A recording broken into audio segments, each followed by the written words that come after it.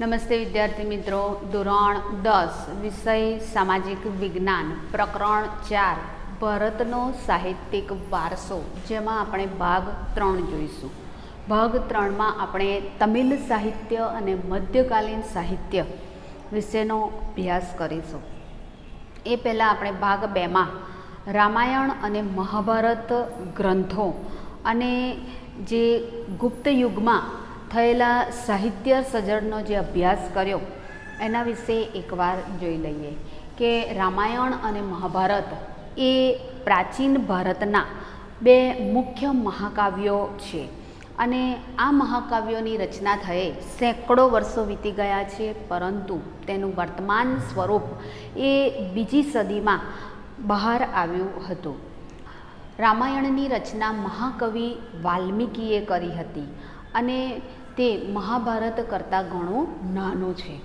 આ રામાયણમાં ભગવાન અયોધ્યાના રાજા શ્રી રામચંદ્રજીના જીવન પ્રસંગોની કથાનું વર્ણન કરવામાં આવેલું છે. એની સાથે સાથે અનેક દિલચસ્પ ઘટના અને સાહસોનું વર્ણન થયેલું છે. ત્યારબાદ મહામુનિ વેદવ્યાસ રચિત મહાભારત એ વિશ્વનો સૌથી મોટો કાવ્યગ્રંથ છે. મહાભારતમાં લગભગ 1 લાખ જેટલા શ્લોકો છે અને મહાભારતમાં મુખ્યત્વે કૌરવો અને પાંડવો વચ્ચે થયેલા યુદ્ધનું વર્ણન જોવા મળે છે અને એની સાથે સાથે યુદ્ધ કથામાં અનેક નાની મોટી વાર્તાઓને પણ જોડવામાં આવી છે. ભારતના અમૂલ્ય વારસા સમૂહ અને હિન્દુ ધર્મનું પવિત્ર પુસ્તક સમૂહ શ્રીમદ ભાગવત ગીતા એ મહાભારતનો જ એક ભાગ છે. આ શ્રીમદ ભગવદ્ ગીતામાં જ્ઞાન, કર્મ અને ભક્તિ એ મોક્ષ પ્રાપ્તિના માર્ગો છે એનું વર્ણન કરવામાં આવેલું છે. રામાયણ અને મહાભારત એ ભારતના લોકોની રાષ્ટ્રીય સંપત્તિ છે અને એની સાથે સાથે આ બંને મહાકાવ્યોએ ભારતના કરોડો લોકો પર સદીઓથી તેના વિચારો અને સાહિત્ય સર્જનની ગાઢ અસર કરી છે. ત્યારબાદ કે પ્રાચીન સમયમાં રચાયેલું બૌદ્ધ સાહિત્ય, કે પ્રાચીન સમયમાં જે પ્રારંભિક બૌદ્ધ સાહિત્યની રચના થઈ છે તે પાલી ભાષામાં થઈ હતી અને આ બૌદ્ધ સાહિત્ય એ 3 ભાગમાં વહેંચાયેલું હતું, જેથી તેને ત્રિપિટક તરીકે ઓળખવામાં આવતું હતું. ત્રિપિટક એ બૌદ્ધ ધર્મનો શાસ્ત્ર ગ્રંથ છે અને બૌદ્ધ ધર્મના પવિત્ર પુસ્તક તરીકે તેને ગણવામાં આવે છે. આ ત્રિપિટકના 3 ભાગો, જેમાં સુત્ત પિટક, વિનય પિટક અને અભિધમ્મ પિટકનો સમાવેશ થાય છે. સુત્ત પિટકમાં ભગવાન બુદ્ધ અને તેમના શિષ્ય વચ્ચેના સંવાદોનું વર્ણન કરવામાં આવેલું છે. વિનય પિટકમાં કે બૌદ્ધ ધર્મના જે નિયમો છે એનું વર્ણન થયેલું છે. અને ત્યારબાદ બૌદ્ધ ધર્મમાં મિલિંદ પન્હો એ બૌદ્ધ સાહિત્યનો મહત્ત્વનો ગ્રંથ છે. આ મિલિંદ પન્હોમાં ઇન્ડો ગ્રીક શાસક મિનેન્ડર અને બૌદ્ધ તત્વજ્ઞાની નાગસેન વચ્ચે જે સંવાદો થયા છે જેનું વર્ણન મિલિંદ પન્હોમાં કરવામાં આવ્યું છે.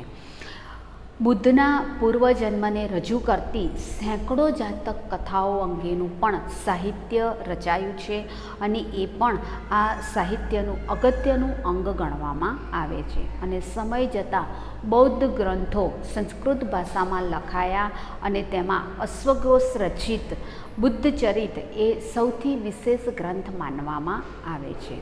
ત્યારબાદ ગુપ્ત યુગ દરમિયાન ઘણા બધા સાહિત્યની રચના થઈ છે, જેને લીધે ગુપ્ત યુગને સંસ્કૃત સાહિત્યના સુવર્ણ યુગ તરીકે ઓળખવામાં આવે છે.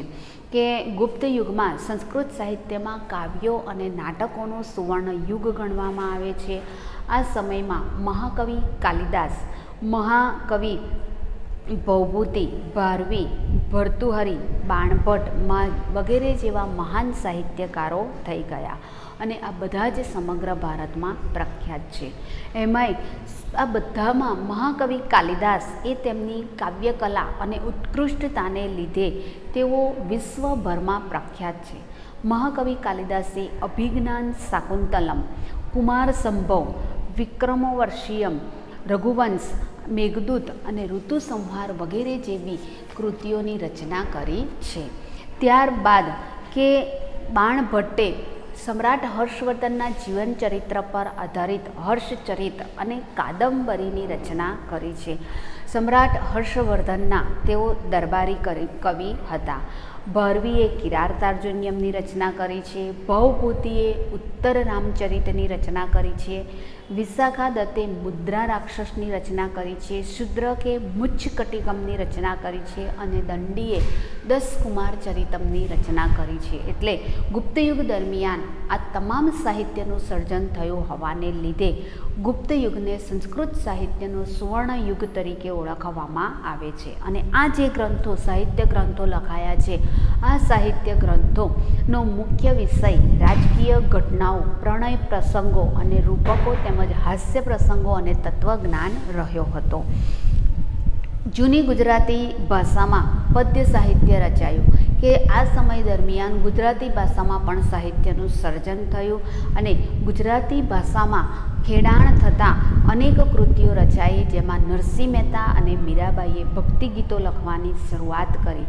ત્યારબાદ દયારામ, અખો, પ્રેમાનંદ, પ્રીતમ, ગંગાસતી વગેરે જેવા સાહિત્યકારોએ પદો, ગીતો, ગરબીઓ, છપ્પા અને આખ્યાનો રચી અને ગુજરાતી સાહિત્યના વારસાને સમૃદ્ધ બનાવ્યો હતો. અને ત્યારબાદ નર્મદ, નવલરામ, મહિપતરામ, રૂપરામ નીલકંઠ, ગોવર્ધનરામ ત્રિપાઠી, કિશોરલાલ મશરૂવાલા અને પન્નાલાલ પટેલ તેમજ ઉમાશંકર જોશી વગેરે જેવા ગુજરાતી સાહિત્યકારોએ ગુજરાતી સાહિત્યને ખૂબ જ સમૃદ્ધ બનાવ્યું હતું. હવે તમિલ સાહિત્ય કે તમિલ, તેલુગુ અને કન્નડ અને મલયાલમ આ ચાર દ્રવિડ કુળની સૌથી જૂની ભાષાઓ છે. આર્યોનું આગમન થતાં દ્રવિડો દક્ષિણ ભારતમાં સ્થિર થયા અને દક્ષિણ ભારતમાં બોલાતી તમિલ, તેલુગુ, કન્નડ અને મલયાલમ આ ચાર ભાષાઓને દ્રવિડોએ અપનાવી હતી, જેને લીધે તેને દ્રવિડ ભાષા તરીકે ઓળખવામાં આવે છે. તો દક્ષિણ ભારતમાં દ્રવિડ કુળની ભાષાઓ તમિલ, તેલુગુ, કન્નડ અને મલયાલમ, અને આ ભાષામાં ખૂબ મોટા પાયા ઉપર સાહિત્યનું સર્જન થયું છે. દ્રવિડ કુળની આ ભાષાઓમાં સૌથી જૂની ભાષા એ તમિલ ભાષા છે અને તેનું સાહિત્ય ઈસવીસનના પ્રારંભ જેટલું એટલે કે સદીની શરૂઆત જેટલું જૂનું માનવામાં આવે છે. ભારતની પ્રચલિત પરંપરા અનુસાર 3 સંગમોનું આયોજન થયું છે, જેમાં અનેક સંતો અને કવિઓએ પોતાની રચનાઓ તૈયાર કરી છે. સંગમ સાહિત્યના અનેક વિષયો છે. આ સંગમ સાહિત્યમાં રાજનીતિ, યુદ્ધ અને પ્રેમ પ્રસંગો આ ત્રણેયનો સંગમ થયો છે અને એના ઉપર સાહિત્યની રચના થઈ છે.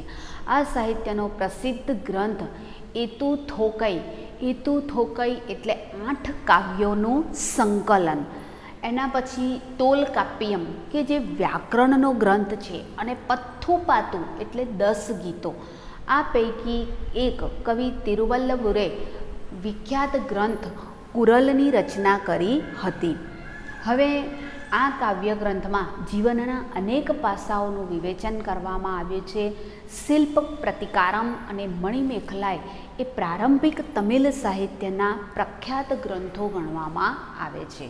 તો પ્રારંભિક તમિલ સાહિત્યનો પરિચય આપો તો પ્રારંભિક તમિલ સાહિત્ય કે દક્ષિણ ભારતની દ્રવિડ કુળની ભાષાઓ તમિલ, તેલુગુ, કન્નડ અને મલયાલમ એ ભાષામાં સાહિત્યનો વિકાસ થયો છે. આ ભાષાઓમાં સૌથી જૂની ભાષા તમિલ ભાષા છે અને આ તમિલ ભાષાનો પ્રારંભ ઈસવીસનની જો પ્રારંભ છે એટલું જૂનું ગણવામાં આવે છે. ભારતની પ્રચલિત પરંપરા અનુસાર 3 સંગમોનું આયોજન થયું છે અને આ 3 સંગમોનું આયોજન એટલે રાજનીતિ, યુદ્ધ અને પ્રેમ પ્રસંગો. અને આ ત્રણેય સંગમો ઉપર સંતો અને કવિઓએ પોતાની રચનાઓ તૈયાર કરી છે. આ સાહિત્યમાં કે સૌથી જૂનો એતુ થોકઈ 8 કાવ્યોનો સંગ્રહ, એના પછી તોલકાપ્પિયમ કે જે તમિલ સાહિત્યમાં વ્યાકરણનો ગ્રંથ છે અને પથ્થુપાતુ એટલે 10 ગીતોનો સમૂહ એ સૌથી વિખ્યાત છે. કવિ તિરુવલ્લુવરે તમિલ ભાષામાં કુરલની રચના કરી અને ત્યારબાદ શિલ્પ પ્રતિકારમ અને મણિમેખલાએ એ પ્રારંભિક તમિલ સાહિત્યના સૌથી જૂના અને પ્રખ્યાત ગ્રંથો ગણવામાં આવે છે. હવે મધ્યકાલીન સાહિત્ય કે મધ્યકાલીન સાહિત્યમાં આપણે લગભગ મધ્યયુગ દરમિયાન મુઘલોનું શાસન હતું કે સુલતાનોનું શાસન હતું. તો ઉત્તર ભારતમાં મધ્યયુગની શરૂઆતમાં સંસ્કૃત એ સાહિત્યની ભાષા બની હતી કે જે સૌપ્રથમ બાબરે પોતે દિલ્હીમાં પોતે સલ્તનતની સ્થાપના કરી હતી. એટલે આ જે સુલતાનોનું આગમન થયું અને ત્યારબાદ મુગલોએ શાસન કર્યું તો સુલતાનો એ સૌપ્રથમ દિલ્હીને પોતાની રાજધાની બનાવી હતી. એટલે ઉત્તર ભારતમાં આ મુગલ સાહિત્યનું જે વિકાસ છે એ મોટા પાયે થયેલો છે. ઉત્તર ભારતમાં મધ્યયુગની શરૂઆતમાં જ્યારે સાહિત્ય લખાવાની શરૂઆત થઈ ત્યારે સંસ્કૃત એ સાહિત્યની ભાષા બની રહી હતી. એટલે કે મોટાભાગનું સાહિત્ય એ સંસ્કૃત ભાષામાં રચવામાં આવ્યું હતું. આ સમય દરમિયાન એટલે કે મધ્યયુગ દરમિયાન કાશ્મીરમાં 2 મહાન ગ્રંથો લખાયા, જેમાં સોમદેવે કથાસરિત સાગરની રચના કરી અને કલ્હણે રાજતરંગિણીની રચના કરી. હવે આ રાજતરંગિણી એ કાશ્મીરના ઇતિહાસને આલેખતો અત્યંત મહત્ત્વપૂર્ણ ગ્રંથ છે. રાજનીતિ ઉપર, યુદ્ધ ઉપર, પ્રણય પ્રસંગો ઉપર તો ગ્રંથો લખાતા જ હતા, પરંતુ જે તે પ્રદેશના ઇતિહાસનું વર્ણન કરતો આ સૌપ્રથમ ગ્રંથ રચાયો હતો, જેને લીધે ભારતનો સર્વપ્રથમ ઐતિહાસિક ગ્રંથ તરીકે એને ઓળખવામાં આવે છે. તો ભારતનો સર્વપ્રથમ ઐતિહાસિક ગ્રંથ કયો છે? રાજતરંગિણી. અને આ રાજતરંગિણી ગ્રંથની રચના એ કવિ કલ્હણે કરી હતી અને જેમાં કાશ્મીરના ઇતિહાસનું વર્ણન કરવામાં આવ્યું હતું. આ જ સમયમાં કવિ જયદેવે ગીત ગોવિંદની રચના કરી હતી અને જેની ગણના સંસ્કૃતના સુંદરમાં સુંદર કાવ્યગ્રંથ તરીકે કરવામાં આવી છે. એ જ રીતે એ સમયે અપભ્રંશ થયેલી એટલે કે ભૂલાઈ ગયેલી અપભ્રંશ થયેલી ભાષામાંથી આધુનિક ભારતીય ભાષાઓનો વિકાસ શરૂ થયો કે જે તે પ્રાદેશિક ભાષાઓ કે બોલીઓ બોલાતી હતી, સંસ્કૃત ભાષાના પ્રભાવને લીધે અપભ્રંશ થયેલી ભાષાઓ એમને આધુનિક ભારતીય ભાષાઓનો વિકાસ થયો કે ભૂલાયેલી ભાષામાંથી નવી ભારતીય ભાષાની શરૂઆત થાય છે. એમાં કવિ ચંદ બરદાઈએ પૃથ્વીરાજ રાસો નામના ગ્રંથની રચના કરી અને જેને હિન્દી સાહિત્યના પ્રારંભિક ગ્રંથ તરીકે ઓળખવામાં આવે છે. તો સૌપ્રથમ હિન્દીમાં લખાયેલો ગ્રંથ પૃથ્વીરાજ રાસો અને જેની રચના ચંદ બરદાઈએ કરી હતી. પૃથ્વીરાજ ચૌહાણના દરબારમાં આ ચંદ બરદાઈ એ દરબારી કવિ હતા અને પૃથ્વીરાજ ચૌહાણના જીવન ચરિત્ર પર આધારિત તેમણે પૃથ્વીરાજ રાસો પૃથ્વીરાજ ચૌહાણના જે એમના સાહસો અને એમના જે જીવન ચરિત્રનું વર્ણન છે એ એમાં કરવામાં આવ્યું હતું.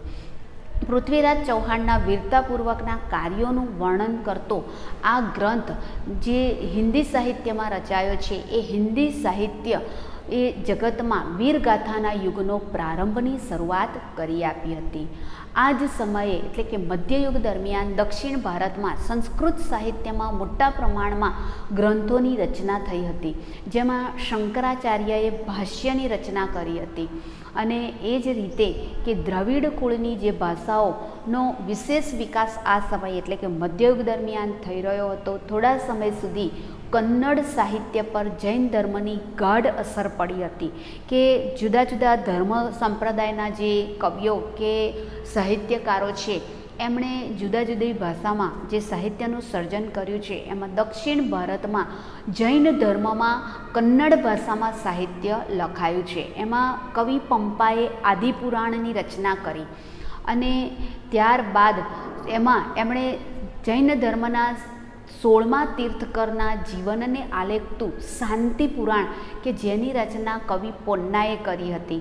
અને આ ઉપરાંત કવિ રન્નાએ અજીતનાથ પુરાણ નામની કૃતિની રચના કરી હતી. એ યુગના આ કવિઓ એટલે કે પંપા, પોન્ના અને રન્ના એ પ્રારંભિક કન્નડ સાહિત્યની ત્રિપુટી તરીકે ઓળખવામાં આવે છે. તો ઉત્તર ભારતની જો વાત કરીએ તો સૌ પ્રથમ કે કાશ્મીરમાં 2 મહાન ગ્રંથો લખાયા. શરૂઆતમાં સંસ્કૃત ભાષામાં જ સાહિત્યનું સર્જન થતું રહ્યું. સોમદેવે કથાસરિત સાગરની રચના કરી. કલ્હણે કાશ્મીરના ઇતિહાસને આલેખતો રાજતરંગિણી નામનો ગ્રંથ લખ્યો. અને ત્યારબાદ કે કવિ જયદેવે ગીત ગોવિંદની રચના કરી. અને આ ગીત ગોવિંદ એ સંસ્કૃતના સુંદરમાં સુંદર કાવ્ય તરીકે એની ગણના કરવામાં આવી છે. આ જ સમયે અપભ્રંશ થયેલી ભાષામાંથી નવી ભારતીય ભાષાઓનું સર્જન થયું, જેમાં હિન્દી ભાષામાં કવિ ચંદ બરદાઈએ પૃથ્વીરાજ ચૌહાણના જીવનચરિત્ર ઉપર અને પૃથ્વીરાજ ચૌહાણની વીરતાઓને આલેખતો પૃથ્વીરાજ રાસો નામનો ગ્રંથ એ હિન્દી ભાષામાં એની રચના કરી. અને આ ગ્રંથ રચાવાથી હિન્દી સાહિત્ય જગતમાં વીરગાથાના યુગનો પ્રારંભ થયો. હવે મધ્યયુગ દરમિયાન દક્ષિણ ભારતમાં સંસ્કૃત સાહિત્યમાં મોટા પ્રમાણમાં રચના થઈ હતી, જેમાં શંકરાચાર્યએ ભાષ્યની રચના કરી. અને આ જ સમયમાં દ્રવિડ કુળની ભાષાઓમાં કન્નડ ભાષામાં મોટા પાયા ઉપર સાહિત્યનું સર્જન થયું. કે દક્ષિણ ભારતમાં જૈન ધર્મનો પ્રભાવ વધારે હતો, એટલે જૈન ધર્મમાં કન્નડ ભાષામાં સાહિત્ય રચાયું, જેમાં કવિ પંપાએ આદિપુરાણની રચના કરી. અને કવિ પોન્નાએ જૈન ધર્મના 16મા તીર્થકરને આલેખતું શાંતિ પુરાણની રચના કરી. અને ત્યારબાદ કે કવિ રલ્લાએ અજિતનાથ પુરાણની રચના કરી, જેને લીધે આ યુગમાં એટલે કે મધ્યયુગમાં કવિ પંપા, પોન્ના અને રન્નાને કન્નડ સાહિત્યની ત્રિપુટી અથવા ત્રિમૂર્તિ તરીકે ઓળખવામાં આવે છે. કવિ કંબલે તમિલ ભાષામાં રામાયણમની રચના કરી. કે રામાયણ એ મુખ્ય જે રામાયણ છે એની રચના વાલ્મીકીએ સંસ્કૃત ભાષામાં કરી હતી, પરંતુ સમય જતાં જેમ બીજી નવી ભાષાઓ અસ્તિત્વમાં આવતી જાય છે એ રીતે સંસ્કૃત ભાષામાં લખાયેલા મહાકાવ્યો કે મહાગ્રંથોનું બીજી ભાષાઓમાં રૂપાંતરણ થતું જાય છે, જેને લીધે કવિ કંબલે તમિલ ભાષામાં રામાયણની રચના કરી. આ ઉપરાંત તમિલ ભાષામાં અન્ય પ્રસિદ્ધ સાહિત્યની પણ રચના થઈ હતી. ભારતીય ભાષાઓનો વિકાસ અને સાહિત્ય કૃતિઓની રચના દિલ્હી સલ્તનતમાં પણ વેગેલી બની. કે દિલ્હીમાં સુલતાનોનું શાસન હતું અને સુલતાનોના શાસન દરમિયાન ભાષાઓનો વિકાસ અને સાહિત્ય કૃતિઓની રચનાને લીધે દિલ્હીના સુલતાનોએ પણ આ સાહિત્ય રચવાની શરૂઆત કરી હતી. હિન્દી ભાષાના 2 સ્વરૂપો, જેમાં વ્રજ ભાષા અને ખડી બોલી. કે વ્રજ ભાષા એટલે ગોકુળ, મથુરા અને વૃંદાવન એની આસપાસના વિસ્તારોમાં બોલાતી જે ભાષા છે, હિન્દીની મિશ્ર ભાષા, જેને વ્રજ ભાષા કે ખડી બોલી તરીકે ઓળખવામાં આવે છે. તો આ વ્રજ ભાષા અને ખડી બોલીમાં પણ સાહિત્યની રચના થઈ હતી. આ બંને ભાષાઓમાં અનેક ભક્તિ ગીતો રચાયા હતા. અને હિન્દી અને ગુજરાતી ભાષા સાથે મળતી આવતી રાજસ્થાની ભાષામાં પણ વીરગાથાઓ લખાઈ છે. કે મૂળ ભાષા હિન્દી અને હિન્દીની સાથે બીજી ભાષા મળી અને એને ખડી બોલી, ખડી ભાષા તરીકે ઓળખવામાં આવે છે. તો ઉત્તર ભારતમાં હિન્દી ભાષાના બીજા 2 સ્વરૂપો વ્રજ ભાષા અને ખડી બોલીમાં પણ સાહિત્યની રચના થઈ હતી. અને આ વ્રજ ભાષા અને ખડી બોલીમાં ભક્તિ ગીતો રચાયા હતા. એવી જ રીતે રાજસ્થાનમાં હિન્દી અને ગુજરાતી ભાષા સાથે મળતી આવતી ભાષામાં રાજસ્થાની ભાષામાં પણ વીરગાથાઓ લખાઈ હતી. આ આલ્હાઉદલ, બિસલદેવ અને રાસો આ સમયના વિખ્યાત વીરગાથાઓ ગણાય છે. તો રાજસ્થાનમાં જે વીરગાથાઓ લખાઈ છે એમાં આલ્હાઉદલ, બિસલદેવ અને રાસો આ સમયની વિખ્યાત વીરગાથાઓ છે. આ ઉપરાંત આધુનિક ભારતીય ભાષાઓમાં પણ સાહિત્ય રચાવાની શરૂઆત થઈ હતી. હવે મુલ્લા દાઉદનો ચંદ્રાયન ગ્રંથ છે, જે અવધી ભાષામાં રચાયો હતો. કે અવધ પ્રદેશની આસપાસ બોલાતી ભાષા, જેને અવધી ભાષા તરીકે ઓળખવામાં આવે છે. અને મુલ્લા દાઉદે અવધી ભાષામાં ચંદ્રાયન ગ્રંથની રચના કરી હતી. અને જોકે આ પ્રાચીન ગ્રંથો પરના ભાષ્યો હજુ પણ આ સમયે સંસ્કૃત ભાષામાં રચાતા હતા. હવે ફારસી ભાષા એ દિલ્હીના સુલતાનોની રાજભાષા હતી. કે એ લોકો જ્યારે આવ્યા ત્યારે એમની મૂળ ભાષા એ ફારસી ભાષા હતી અને દિલ્હીમાં સલ્તનત કાળ દરમિયાન સુલતાનોની રાજભાષા તરીકે ફારસી ભાષા એ વિખ્યાત બની હતી. તેના સાહિત્યની અસર રૂપે ફારસી શબ્દનો સમાવેશ ભારતીય ભાષાઓમાં પણ થયેલો જોવા મળે છે. આ યુગમાં અનેક ઇતિહાસકારો થયા, જેમાં જિયાઉદ્દીન બર્નીએ કે તારીખે ફિરોજ શાહીની રચના કરી હતી, જેમાં ખલજી અને તગલખ વંશના જે રાજ્યનું વિસ્તૃત વર્ણન કરવામાં આવેલું છે. તેમણે રાજકીય સિદ્ધાંતો પર આધારિત ફતવાએ જહાંદારી નામના ગ્રંથની પણ રચના કરી હતી. તો ફારસી ભાષા એ દિલ્હીના સુલતાનોની રાજભાષા હતી અને તેના સાહિત્યની અસર રૂપે અનેક ફારસી શબ્દોનો સમાવેશ ભારતીય સાહિત્યમાં થયેલો જોવા મળે છે. આ યુગમાં અનેક ઇતિહાસકારો થઈ ગયા, જેમાં જિયાઉદ્દીન બર્નીએ તારીખે ફિરોજ શાહીની રચના કરી અને જેમાં મુખ્યત્વે તગલખ વંશ અને જે ખલજી વંશ છે તે વિશેની વિસ્તૃત માહિતી આપવામાં આવેલી છે. અને તેમણે રાજકીય સિદ્ધાંતો પર આધારિત ફતવાએ જહાંદારી નામના ગ્રંથની પણ રચના કરી હતી. અને આ જ સમય દરમિયાન અમીર ખુશરો એ સમયના સૌથી મહાન સાહિત્યકાર તરીકે એમની ગણના કરવામાં આવે છે. તો વિદ્યાર્થી મિત્રો, મધ્યયુગીન સાહિત્યમાં આપણે અહીંયા સુધી અટકીએ છીએ અને અમીર ખુશરો અને મધ્યયુગ દરમિયાન રચાયેલ બીજા સાહિત્યકારો વિશે આપણે હવે પછીના વિડીયોમાં જોઈશું.